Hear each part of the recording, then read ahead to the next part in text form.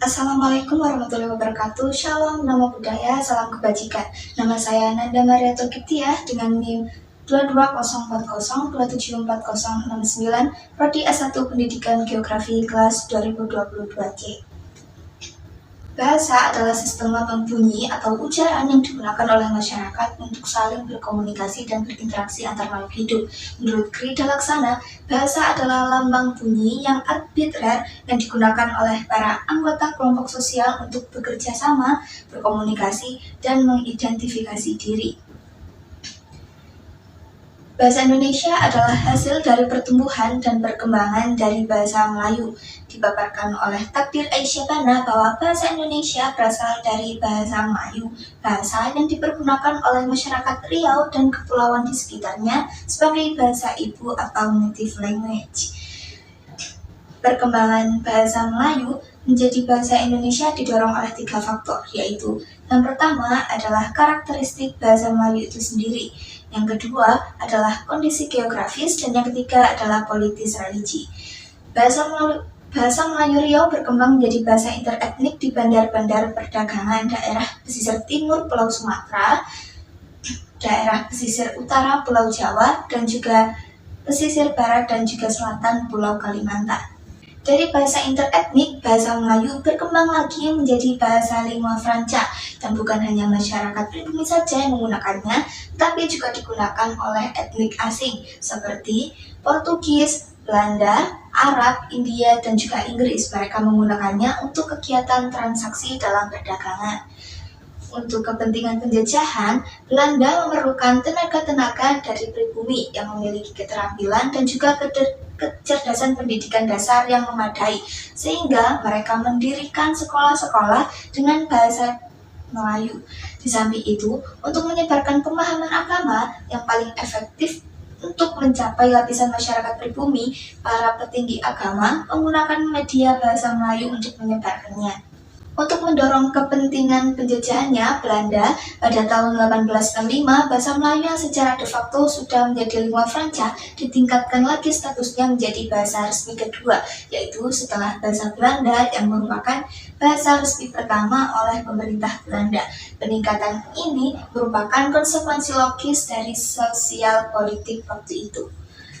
Tahun 1901, Charles van Ophuijsen setelah meneliti bahasa Melayu selama 5 tahun menerbitkan bukunya yang sangat berarti bagi perkembangan bahasa Melayu, yaitu Kitab Logat Melayu, yang berisi antara lain sistem penulisan dengan huruf Latin. Dengan demikian, bahasa Melayu yang sebelumnya hanya menggunakan sistem ejaan huruf Jawi atau Arab yang silabik mendapatkan sistem penulisannya yang lebih sesuai, yaitu sistem fonetik.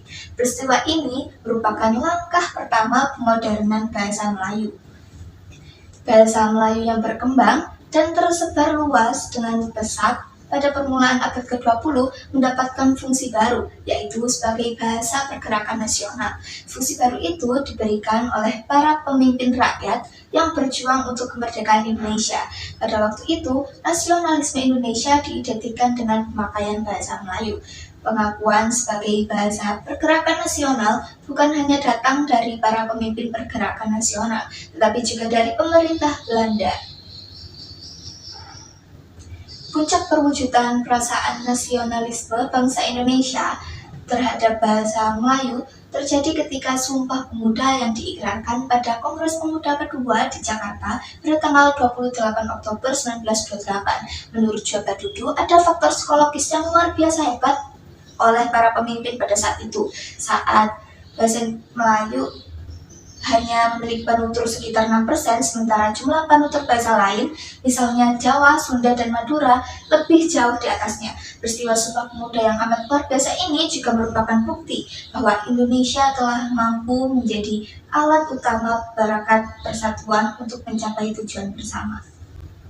Peran bahasa Indonesia sebagai elemen penting penentu tujuan nasional diulang, bahkan dikuatkan lagi pada tahun 1945 ketika syarat sebuah negara harus memiliki wilayah, dasar negara, dan undang-undang dasar. Sekali lagi kesaktian bahasa Indonesia diuji. Kini, bahasa Indonesia ditetapkan sebagai bahasa resmi negara.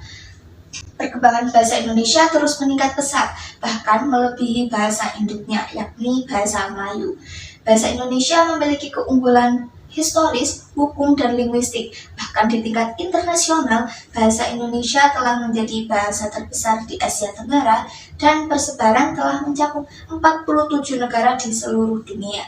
Dalam Undang-Undang Nomor 24 Tahun 2009 tentang Bendera, Bahasa, dan Lambang Negara tertulis bahwa negara mengusahakan meningkatkan bahasa Indonesia menjadi bahasa internasional. Jadi, karena bahasa Indonesia memiliki penutur yang banyak, bisa jadi bahasa Indonesia di masa mendatang akan menjadi bahasa internasional. Didorong dari segi geografis dengan banyaknya turis yang datang ke Indonesia dan mempelajarinya, lalu didorong dari segi ekonomi dengan kegiatan ekspor impor, dan juga dari segi pendidikan. Bagi bahasa Indonesia berkedudukan sebagai bahasa nasional dan bahasa negara. Sebagai bahasa nasional, bahasa Indonesia berfungsi sebagai 1. Lambang kebanggaan nasional, 2. Lambang identitas nasional, dan yang ketiga, alat yang memungkinkan penyatuan berbagai suku bangsa dengan latar belakang sosial, budaya, dan bahasa ke dalam kesatuan kebangsaan Indonesia. Dan yang keempat dan yang terakhir adalah penghubung antar daerah dan antar budaya sebagai bahasa negara. Sebagai bahasa negara, bahasa Indonesia berfungsi sebagai 1. Bahasa resmi kenegaraan, 2. Bahasa pengantar dalam dunia pendidikan, 3. Alat penghubung pada tingkat nasional untuk kepentingan perencanaan dan pelaksanaan pembangunan nasional, serta kepentingan pemerintah. Dan yang keempat adalah alat pengembang kebudayaan dan ilmu pengetahuan teknologi antar budaya. Prospek bahasa Indonesia sesuai dengan ilmu disiplin yang saya pelajari pada saat ini adalah bahasa Indonesia seiring dengan berjalannya waktu akan terus menambah kosakata, entah itu berasal dari penyerapan dari bahasa daerah, dari bahasa-bahasa asing, maupun dari bahasa-bahasa geografi, istilah-istilah geografi maksud saya. Hal itu akan memudahkan kita sebagai pelajar geografi tentunya dalam memahami fenomena-fenomena geografi. Dengan penyerapan kosakata baru, semakin mudah kita mempelajari suatu hal.